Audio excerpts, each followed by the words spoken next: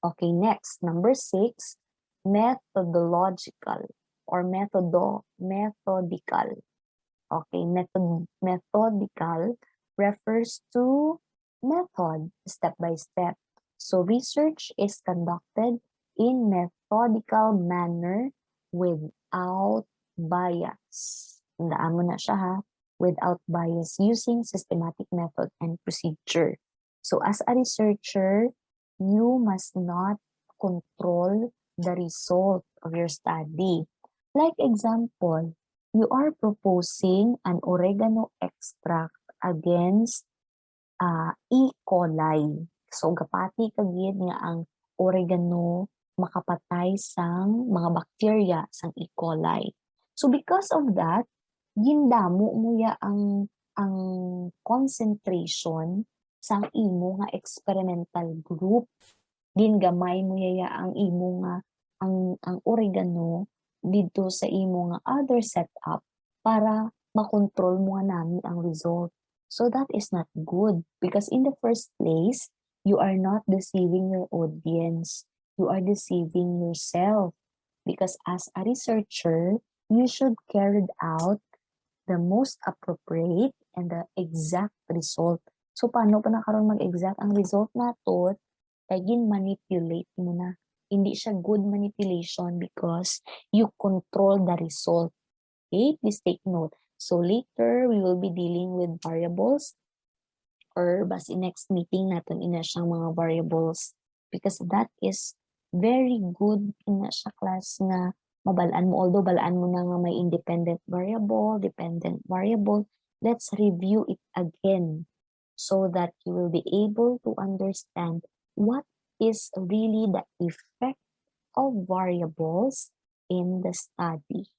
Okay, now, so that is methodical. Let's have number 7, replicability. Replicability meaning replicable. So research design and procedures are repeated to enable the researcher to arrive at valid and conclusive result.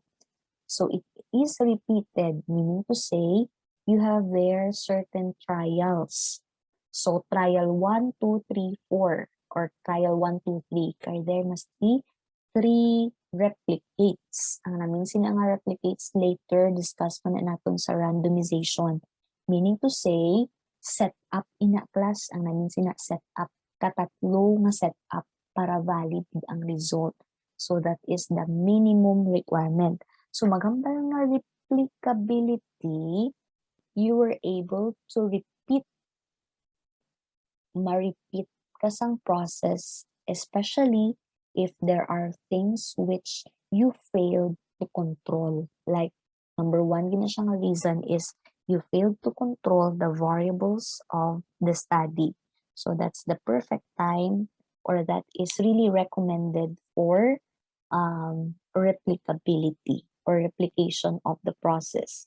So research design and procedures are repeated to enable the researcher to arrive at a valid and conclusive result. As mentioned earlier, once there is something erroneous sa data, the best thing that you should do as a researcher is to repeat the result or repeat the process, repeat the process to come up with a valid result. Amo ni siya class ang rason kun nga before you conduct your research, you must be prepared of how are you going to implement the process. Once magsala ka lang, maliwat ka gid. Meaning to say, ang gibakal mo to nga mga materials mo, baklon mo liwat. So mayo lang yan, for example, kung ang sample, ginabakal mo na balaan ng mga sample, ang mga bacteria nga ina class, nang gamiton mo sa imong nga study, ginabakal na siya. Wala na siya ginapanghatag. What if di ang kinahanglan mo nga bacteria like probiotics?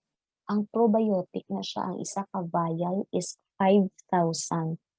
Tatlo ka set up ang kinahanglan mo, meaning you need 5,000 times 3, that is 15,000 mga daan. So once wala mo na control ang mga variables, liwaton mo na siya. So meaning, mayo lang kung sa ikaduwa mo nga liwat, nag-insakto na. Okay? So that is 30,000 already. So how about ang ibang pang mga materials? Diba? So meaning, we should be careful in conducting a research, especially this is experimental. Okay. We have here our question number 2. So from dimension, characteristic of research, give at least one. Isa lang ang ihatag ng characteristic of a research. Again, number 2, give at least one characteristics of research. Okay.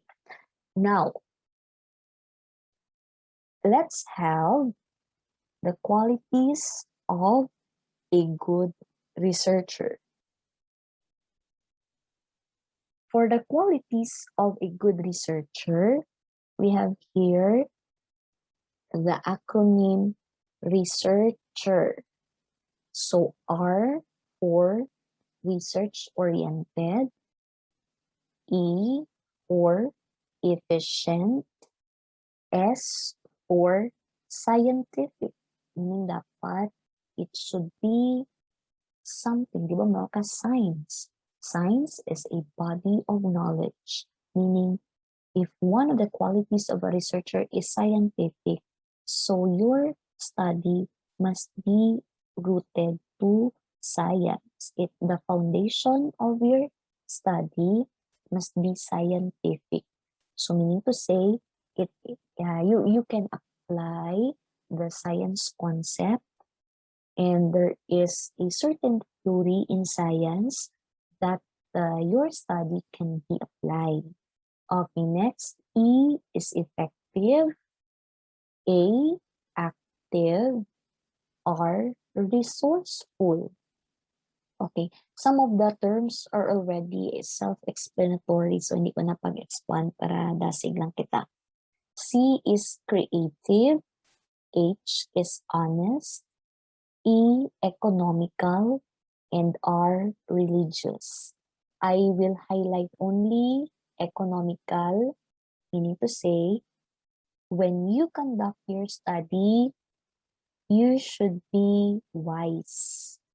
What do you mean by that?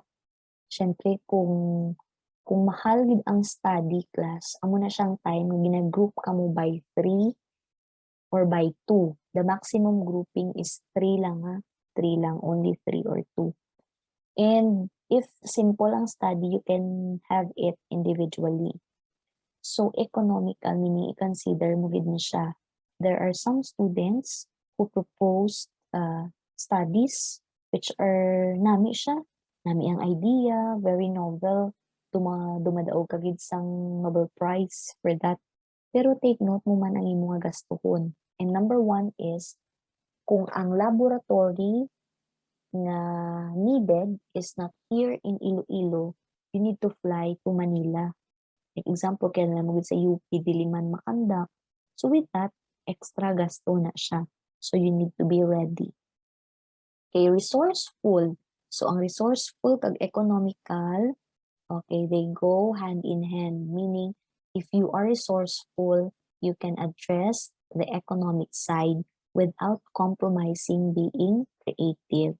So, dapat it must be something na dapat pinag-isipan mo gid siya. Okay? Okay, so those are the 3 nga daw for me, and scientific. So, dapat scientific siya na study and economical. So, as a researcher, if you possess at least the 4 of this, you are a good researcher. Okay? Research-oriented, R, efficient, E, scientific, for S, effective, for E, active, for A, resourceful, for R, creative, for C, honest, for H, economical, for E, and religious, for R. Okay. Third question, what does S stands for? in the qualities of a good researcher. Again, number 3, what does S stands for in the qualities of a good researcher?